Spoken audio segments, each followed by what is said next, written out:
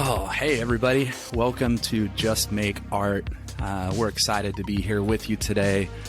This podcast is a conversation about making art and the artist's journey with myself, Ty Nathan Clark, and my good friend, Nathan Terborg. And we're just two artists trying to navigate the art world just like you. And we're excited to bring you some new quotes to discuss today. And really excited. Yeah, this is one we've been talking about for a little while, and I'm really excited about this. So we're going to start off. We got a couple quotes from a couple of artists of different types to share today, but this is from a Rilke quote that, I'm just going to read it and we'll jump off from there. So this is from letter one. This is from Letters to a Young Poet, and this is the very first correspondence or his reply to Franz Kappa, the young 19-year-old student who was seeking advice from Rilke.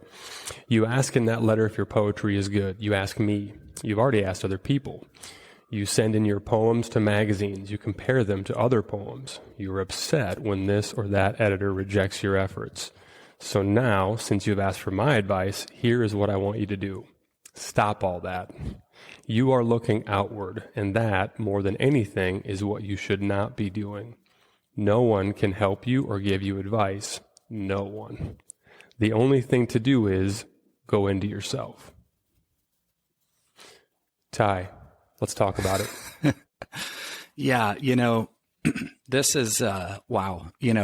Taking into context the fact that Rilke is taking the time to write 10 letters back to a young poet who went to the same military academy that he did. So they had some things in common and, a lot in common, right? So that decision of, do I continue on in the military as a career, right? Do I continue on this career, or do I jump full force into being a poet or to being an artist, what we will discuss more. And this, when you look at Rilke is one of the most famous poets and novelists from Austria in the late 1800s and early 1900s. And he's really, he's considered a modern mystic, not just a poet and a writer, but also somebody who really believed in and lived a life of solitude as well. He did have friends. He did have close correspondence. And as a poet, there's numerous incredible books that have inspired some of the greatest artists in history as well, from the Book of Hours and the Rose Window, his letters to Cezanne, I highly recommend, where he's actually writing his thoughts on the great master Cezanne's work. And, one of our favorite artists, you and I, Cy Twombly, very influenced by Rilke, and he has verses of Rilke in the majority of his work as well. And man, I'm excited to really just discuss, go inward. Let me tee you up with something. And just let me throw something at you. So this is something that I wrote down, and this is relevant to how you and I initially got to know each other, which was me participating in your mentorship program. So I wanted to talk about something related to the difference between validation, which I think the way I interpret this quote that we're discussing is his encouragement is to stop seeking out external validation. So there's a fine line between seeking out validation, which we can agree is not a healthy way to make great art or to have a healthy self-esteem in the process. But feedback is important, right? Right. So I was wondering if you could maybe talk about the difference between validation and feedback. It seems to me it's a pretty fine line, between the two. Yeah. How do we, what's the value or the negative aspect of either, and how do we kind of tell if our motivation for reaching out and asking for input from anything other than ourselves is useful. Yeah, and there's some contradicting things within this quote that we're reading as well, right? Because here is Rilke giving advice to the young poet, and here he's saying, don't listen to anybody else, just go inward, and what he's really saying, like you said, is, listen, the whole world out there, the art world, is going to be telling you what to do, right? The audience is going to be telling you what they like, what they see. And what he's really saying is, don't go looking for approval.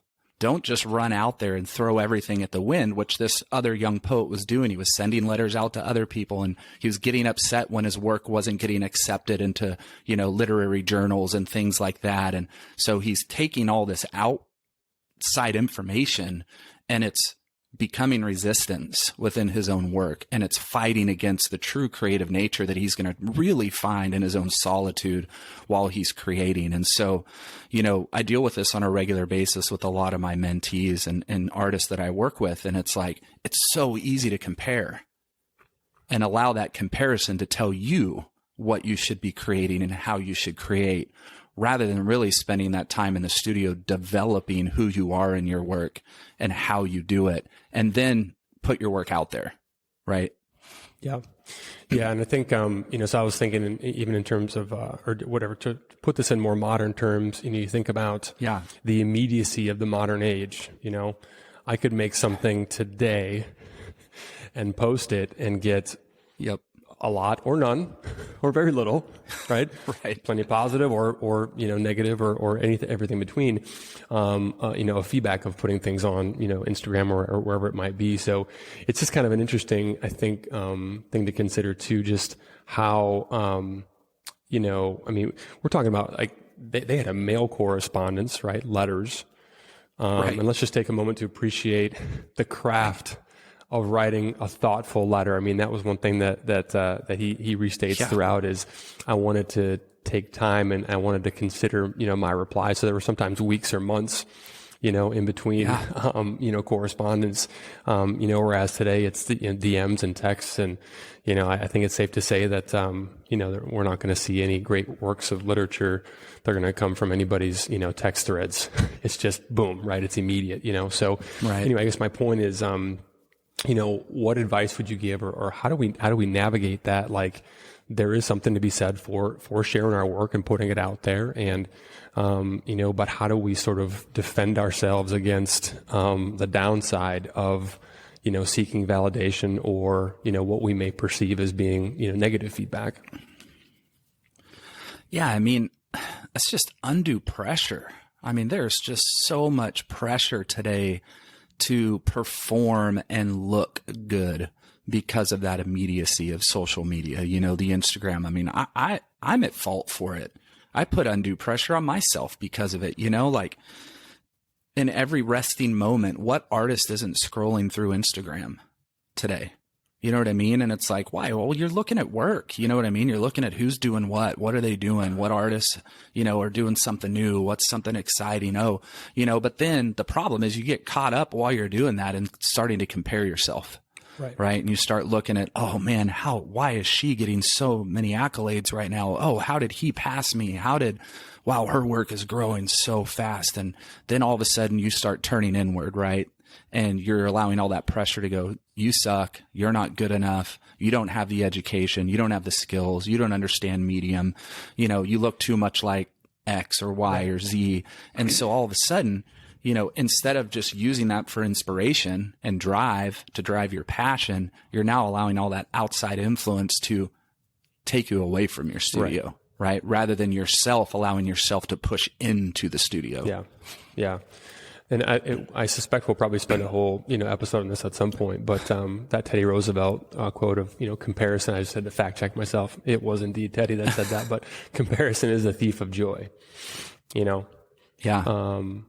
And I've certainly experienced that where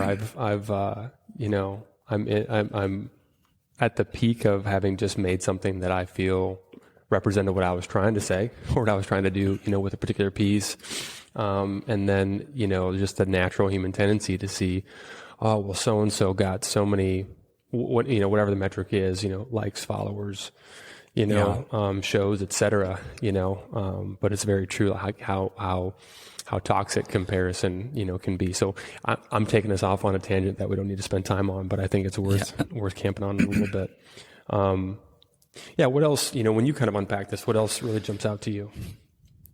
Well, I think, just piggybacking on what we just talked about, there's a danger of showing too much like today, because, you look way back into like Rilke's time or even the early Picasso's time, Miro's time, even from the Impressionists and Burt Madet, a highly regarded female impressionist that most people don't know about that influenced the majority of the big, the big names that we know, Degas and Monet and Manet. And so it's like they didn't have the ability to share all their work. You know what I mean? Like an art dealer or a salon dealer or somebody saw the work they liked and they grabbed that. Then the world didn't see anything else. They just saw what was selected and put out there. There's hundreds of other paintings that never get seen. Well, today there's this pressure of, I got to show everything. I have to keep up with the algorithm. I got to keep posting work or I'm going to get lost in the shuffle. And so what happens is you have, immature artwork that is constantly being thrown out to the world, because this pressure of, I've got to just get a new painting up. I got to show it, and I fall into that same, failure of showing too much. I got a lot of really crappy work I've posted in the last few years that I've gone back and taken down and gotten rid of from my feed. And like, why in the world did I share? I shared that because of pressure, not because I was truly confident in the work itself, and that can be a disservice to an artist, right? You make a stronger body of work and then you post a lot of weak work around it. And the art world does look at Instagram. Curators, art dealers, gallery owners, the art world does look at Instagram, and it's like when we're guided by the pressure of what we see around us and we're comparing so much, we feel like we have to keep up, but maybe we don't need to. Yeah. Maybe we can be really intelligent in how we share and how we process and do those things.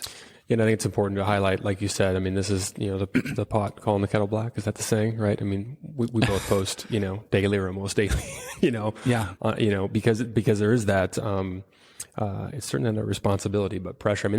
There's two sides of that coin though, too, right? Where in that time, getting seen, required a number of, filters and layers of approval from, whoever was the governing body at the time. Now that filter, or those, whatever checkpoints or gates are a lot, fewer and farther between. So it's incumbent upon us to decide, what we do or don't want to show, so as the less experienced, far less experienced of the two of us, still, early in deciding, what I share, what I don't share, and what I, how much stock I put in the feedback that I do or don't get. Maybe could you talk about the other side of the coin, right? There is value to, to getting feedback, to getting advice, to, how things do or don't land. Could you talk about that? Yeah. At the end of the day, Jerry Saltz, talks about this quite a bit. Like you can't just sit back in your studio and create work all the time. Yeah. You eventually have to put it out there. Right. And so, there is that other side of the coin where you have to put your work out there to see how people respond to it. Right. But at the end of the day, what Rilke is telling the young poet is, don't let all that feedback influence you or change you. Right. Yep. Because it can 100% change us for the negative side of that. Right. And we all have trolls. In the art world, people either love it or hate it. There's really no in between. So it's like, you're going to get people that don't like it. You're going to get people that thumbs down it. You know what I mean? YouTube. I get YouTube comments on a regular basis, right? That are, my child could do that. You're terrible. Why are you making wallpaper? There's better wallpaper at Bed Bath & Beyond than your work. I'll just buy that. So, you're going to get those, and those things can, you know what I mean? Yeah. Man, listen, we know the stories of celebrities where social media has we have social media influence, mecca, in history for the first time, and people are taking their lives because of the pressure, right, of this. And it's like, you can allow it to inspire you and you can take grains of salt from what is coming in. But don't let it affect you in a way that just discourages your work. And like Rilke says, the only thing to do is go into yourself. We have to spend that time on ourselves as well, and thinking and learning and studying and looking at our work and just being with our work, and, put it out there, take things with a grain of salt, but listen to your artist friends more than you do just the audience. Yeah, that's huge. Well, that's a perfect segue probably into introducing, the other quote that I think dovetails really nicely into this. As we were preparing for this, we are both massive fans of Cyifford Still, and you just recently was that your first visit, by the way, to the Cyifford? Yeah, my first visit to the. Yeah, so my first visit was just this past summer. So, the biggest takeaway or thing that I wrote down when I was watching the documentary from a few years ago, Lifeline, was him saying, "Go inward. What do you have to say?" Which obviously correlates directly to what we're talking about, from the Rilke quote. But I really like that because I think that there's just so much to be said for really considering, and this is something as a young artist who's definitely still just trying to figure things out. Evaluating like, what am I trying to say here? Am I just trying to paint pretty pictures or do something that looks cool? What's in there? What's kind of behind that? So, maybe if you want to talk about your experience, seeing his work or give some more context for him as an artist, that'd be great. Yeah. Well, for those that don't know Cyifford Still, get online and research. You've seen his work probably, and a lot of people may not even know who he is. But they've seen his work in museums or they've seen it in documentaries, and an American painter. And really one of the leading figures in the first generation of abstract expressionists. He's really credited with laying the groundwork for the movement, as his shift from representational to abstract painting, occurred earlier than Jackson Pollock and Mark Rothko, which most people don't know. And he was such, a really not a recluse, but he really kept to himself and family. And even though he was really prior in his work to those guys, he was really good friends with them as well. And Rothko is the one that actually introduced him to Peggy Guggenheim, that really exploded his career in the Art of the Century Gallery in 1946. And later on, he joined Rothko in the Betty Parsons Gallery as well. So one of the few painters who combined color field paintings with gestural action paintings, and you can see that in the work, right? Color field. Barrett Newman, a lot of people say that really kind of took what Cyifford Still was doing and created what we know as, a lot of people call Barrett Newman the godfather of color field painting, but yet Cyifford Still was doing stuff before him in that way. And man, that quote, going inward, Cyifford Still was a master of going inward for sure. So before I introduce the other element that I kind of want to discuss today, I wanted to ask you, in terms of, going inward, I would just wonder if you could talk about your experience with figuring out, what it is that you had to say, A, and then B, finding a way to say it, with your work. Yeah, I think, that quote from Still, going inward, what do I have to say, is really something that I've spent a lot of time processing myself and thinking through. And I think it's probably 5 years ago.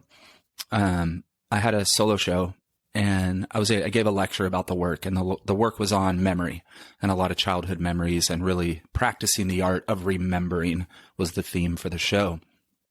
And I was able to just witness the power of an artist talking about his work and watch the faces as they started to grasp what I was trying to do as a poet, an abstract artist. And, I walked away from that show because there were some immense emotions in the audience, and the work connected with everybody because of the story. And I walked away from the show and was thinking, what does my work do when I'm not in the room?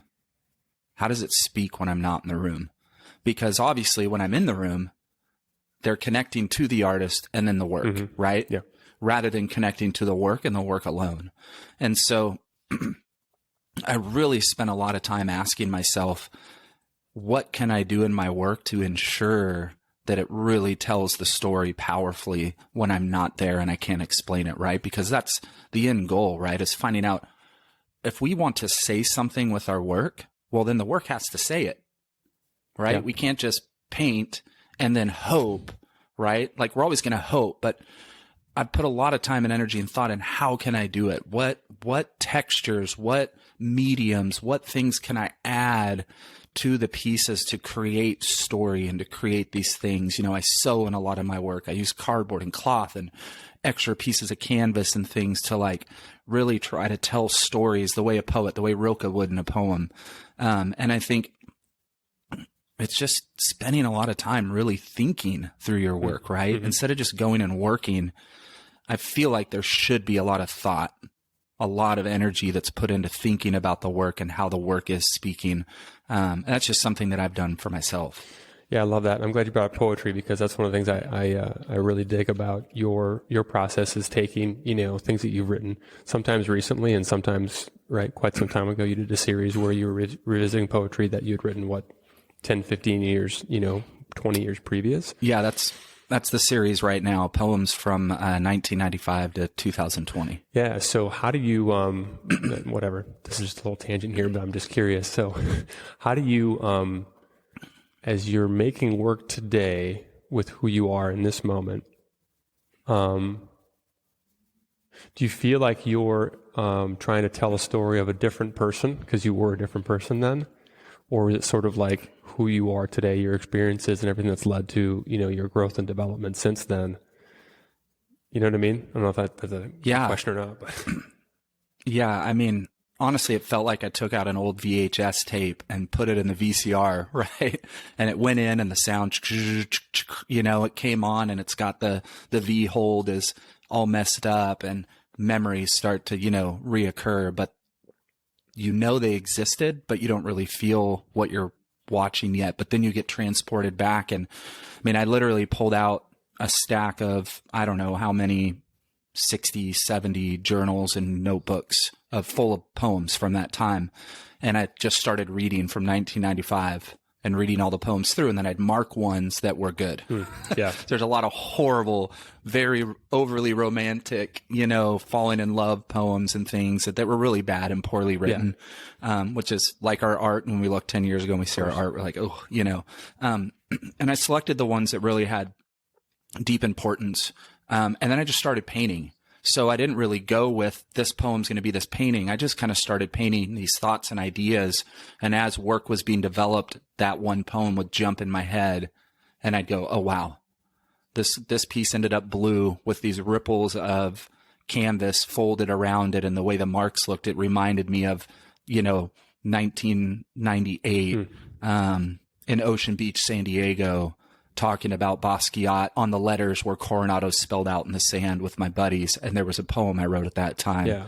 And then that poem kind of matched, that piece. So a lot of going inward for sure.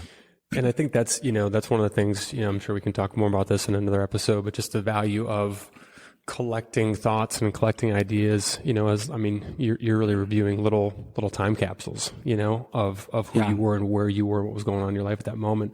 I think, one of the things that I found to be real valuable is journaling. I mean, it's just a good habit to be in general as a human being who's always going to have all varieties of random crap and things bouncing around in our heads and our hearts that, we may or may not be aware of or able to process properly. I found that to be the case, certainly for me. So that's, I think, something too that I found to be useful is to, really think about, what I'm trying to say and then write about it. Maybe it's a poem, maybe it's just, random thoughts, Artist Way, Julia Cameron, just dumping style. But either way, there's certainly something to be said for processing that, before trying to, convert it into a visual, communication or conversation. Well, yeah, we're documentarians of what we do, right? Austin Kleon talks about that in his book, Show Your Work. And it's like, man, journal, take notes. I always encourage other artists, journal the hell out of everything. Why? Like Chuck Close says, inspiration is for amateurs. The rest of us go to work. Yeah. We are going to lack inspiration more times than we're going to have it as artists. So journal and write notes of ideas and, bodies of work, styles of work. So you can always go back in those moments when, I don't believe in writer's block. Like, I know that exists. That means I'm not inspired to create. Nothing's coming out. But I don't believe in it because I've got stacks of journals of ideas and thoughts and memories and poems and all these things that I continue to write, so that in the moments when I can't think of anything, I just go through my journal, and they're all labeled. So they're labeled ideas for artwork, for video art, for film, for book, outlines, and I go through and I go, oh, wow, I forgot about that. Okay, let's go ahead and create a body of work on this. Yeah. Yeah, so you may not be inspired at that moment, but you certainly have been inspired at some point. And because you had the discipline to capture those things, you've got the ability to then convert them, in moments when you need to draw upon them. Yeah. Yep. So the other thing I want to talk about, and one of the things that Rilke and Still definitely had in common was their, commitment to isolation, and just frankly being alone. Since we're on Still, I wanted to read something from. This is a book of his work, the late works. But so he wrote this in 1962 after settling in to his place in Maryland. So he wrote, "My setup here has arrived at a point which permits me to relax a bit. The house is comfortable and a big studio is ready to work in any warm day. The isolation has proven reinvigorating to an extent I had not imagined. The fresh air has strengthened the spirit and cleared away tensions that never should have been born." So I really want to focus in on that idea. The isolation has proven reinvigorating. Now, as a hardcore introvert, I'm like, say no more. That my heart sings when I hear somebody talk about and sing the praises of solitude and being alone. And I wanted to connect that to something from letter 7, from Letters to a Young Poet. So Rilke wrote, "In your lonely solitude," I like your cover better. Yeah, it's an old one. It's prettier.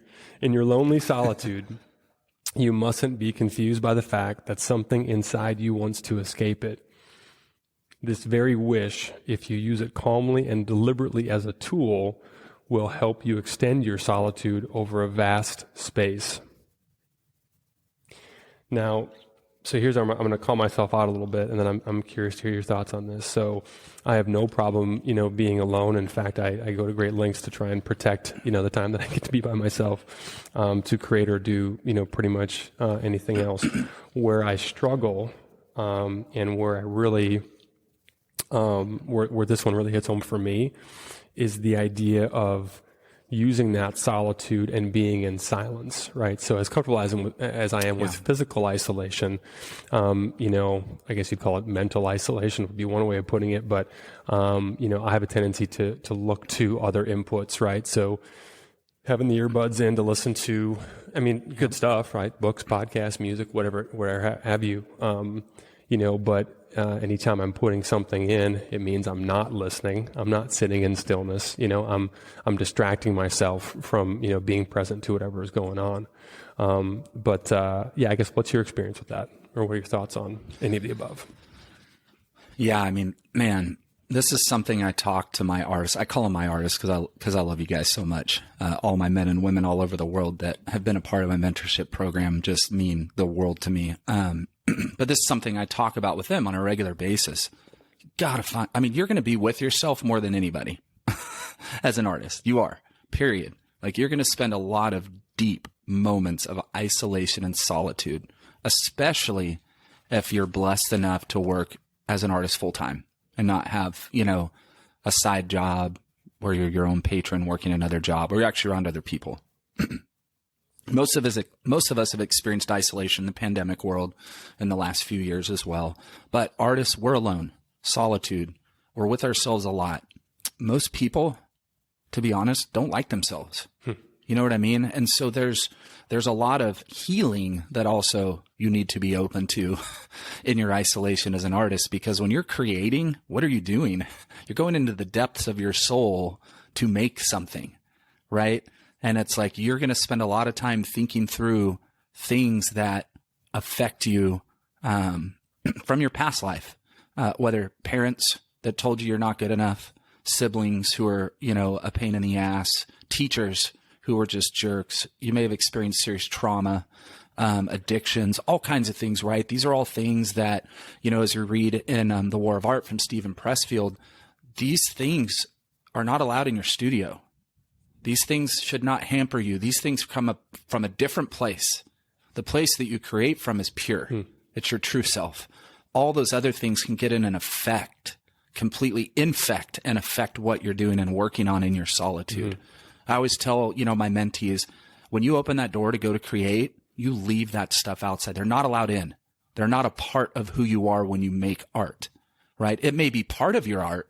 It may influence what you're doing, whether it's for healing or telling stories to help others, whatever, but those things can affect you. So that solitude, we have to find time to breathe, to be silent, to listen, turn the music off in the studio and sit with your work and just listen and breathe and look. It's so, so important, not only for yourself, but just for the process of making art and listening to the art. Yeah. Yeah.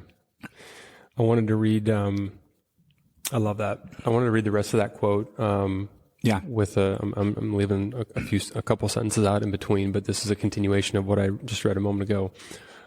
There is not much we know for sure, but one certainty that will never abandon us is that we must remain with what is difficult.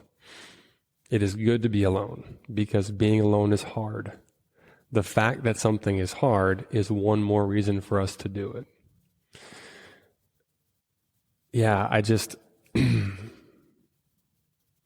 think just, kind of like you said, I mean, something that you just shared that really, resonates as well is just, the importance of listening. If we're talking, if we're, allowing other inputs to distract us, then it means that we're not listening, to really what's going on, and it's going to be really difficult to communicate anything, intentionally when we don't know what we got going on inside or what it is that we're trying to get out in the first place. This is advice from us, right? These are things that we've learned from our own experience, right? So anything that I'm saying, I'm not saying this is how to do it. This is what I've learned has really, really worked for me as an artist and has really helped me in the studio. Because sure, there are artists that just go in and make. No thoughts about it. They just have wonderful, wonderful skills to create fantastic art. They just go in and create, but I really do think that the maturation process of an artist is learning to listen and listen to the work and really speak to it and let it speak to you. And I'm telling you, I read a lot of books, and I read a lot of artist journals from the past, and man, they all listen to the work. And they spend a lot of time, male and female, across the board, every country, every culture. You know what I mean? They spent that time breathing and feeling the work and listening to it and letting it speak and really looking, right? It's easy to just go in and paint, right? But that maturation and that growth process for an artist, I truly feel like starts at you're just making. And as you grow, you learn to listen and make, talk and make, listen, look, and art informs you. That's why I always say, go look at art, go to galleries, go to museums, every chance you get. Look. Jerry Salt says, don't just look at the work you like, look at the work you hate. Yeah. Ask yourself why you hate it. Like all this time spent looking informs how you listen and how your work will also speak to you. Like that's just growing up, right? And I'm not talking age, I'm talking maturation as an artist. Yeah. That's just growing up. It's learning those things that really help you grow up. Well, that applies to what you're reading too. It's one thing just to read, and get confirmation of what you already believe to be true. But it's another thing to read things that you maybe don't disagree with or identify. All right, that doesn't disagree, forget about it, whatever. That doesn't resonate with me. Why does that not? It's the same thought process of really evaluating, what connects and what doesn't, and then using that as, potential fuel for, what it is that we want to put out into the world. That's probably a good place to end. You have anything else on this one? No, I mean, all I want to say, go to Denver, or if you're, if you have a trip to Denver, make sure to go see the Cyifford Still Museum there. It's a fabulous, I was blown away. Yeah. Incredible museum, I love when museums actually have storage open with windows so you can actually look in and see where the work is stored. I mean, it's one of my favorite things. The Broad has the areas where you can actually look in and see, the storage and stuff there in LA. But go to the Still Museum. It's fantastic. Watch Lifeline, the Cyifford Still doc. Absolutely incredible. I just want to share a fun thing is I actually put up a video from when I was at the Still Museum, and one of Cyifford Still's grandchildren sent me a message, and thanked me for putting it up because, I put Beethoven to Cyifford Still's work in the video. And she said, "You honored my grandfather so well. He was a huge Beethoven fan and would have loved seeing this video." And I was just going, what? How? Are you kidding me? How in the world? So I just had to share that because I feel like that's pretty darn cool. That is super cool. Yeah. And we should actually look and see. I don't know if we saw the same, collection, because there's no other museum like that in existence that has that high of a percentage of, and I don't know what it is. I mean, it's, 70-80% of all of his finished works. Yeah. It's insane incredible. that they own, largely because of how, specific he was in his terms and expectations of his work being shown. We won't give a spoiler away for that. You have to see the doc. That's right. I love the word distraction. That was one of my favorite quotes. I want my work to be seen without the distraction of other work. Wow. But it's something else, to be fair, like that's, when you get to experience it, it's really something else. And definitely if you haven't yet, this book is absolutely fan. I mean, there's dozens of different excerpts that we could talk about and probably will at some point down the road. So, all right, well, that will wrap up for today. And join us next time on Just Make Art. We'll see ya.